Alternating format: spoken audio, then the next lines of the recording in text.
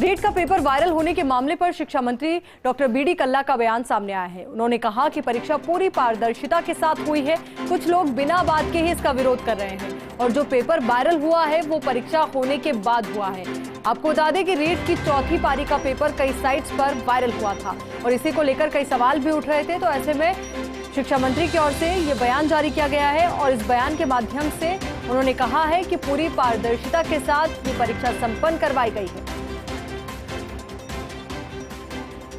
रीट की परीक्षाएं बहुत पारदर्शिता के साथ हुई है और जो व्यक्ति मान लीजिए कुछ पेपर अंदर से लेकर के आया तो उसकी पूरी इससे पहले तो वायरल नहीं हुआ ना, सब पेपर आउट नहीं हुआ।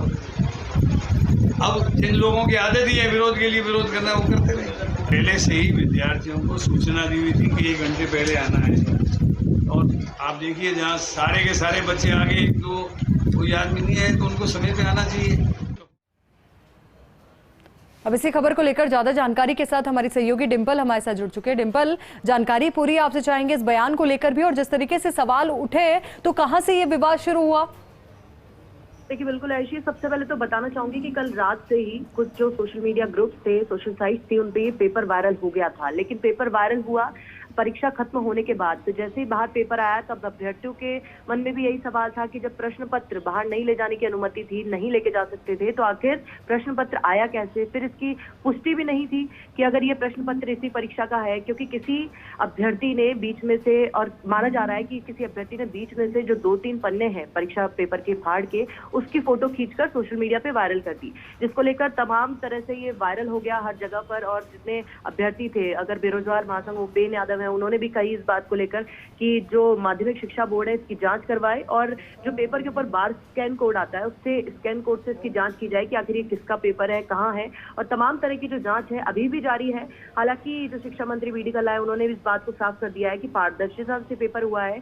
शुक्र इस बात का है कि ये पेपर परीक्षा से पहले वायरल नहीं हुआ, क्योंकि अगर पहले वायरल हो जाता तो एक तरह से पेपर लीक इसे माना जाता। लेकिन अगर परीक्षा के बाद हुआ है तो इसमें चिंता की कोई बात नहीं है। लेकिन सवाल यह है कि अगर अनुमति नहीं थी, प्रश्न पत्र को बाहर लाने की अनुमति नहीं थी, तो प्रश्न पत्र बाहर आया कैसे और ग्रुप्स में कैसे वायरल हो रहा है? इसको लेकर तमाम तरह के जो कयास लगाए जा रहे हैं ये भी है कि प्रश्न पत्र कोई किसी न किसी तरह से, क्योंकि प्रशासन के पूरे इंतजाम थे, सुरक्षा के भी हर तरह से जांच की जा रही थी जब अभ्यर्थी अंदर भी जा रहे थे और जब परीक्षा देकर बाहर भी आए थे। लेकिन जो तमाम तरह की जांच है वो अभी जारी है ताकि इसकी पुष्टि की जाए कि आखिर ये प्रश्न पत्र बाहर कैसे आया। आयुषी, बिल्कुल डिंपल, कई सवाल अभ्यर्थियों के मन में भी होंगे कि आखिर ये प्रश्न पत्र बाहर कहां से आया, कैसे आया और कैसे कोई अभ्यर्थी प्रश्न पत्र को इतनी चाक चौबंद सुरक्षा के बीच में से बाहर लाने में सफल रहा। अब जांच कमेटी ही आगे का निर्णय देगी कि कैसे ये लापरवाही हुई, किसकी गलती इसमें रही। बहुत बहुत शुक्रिया डिंपल आपका हमारे साथ जुड़ने के लिए, पूरी बातचीत के लिए।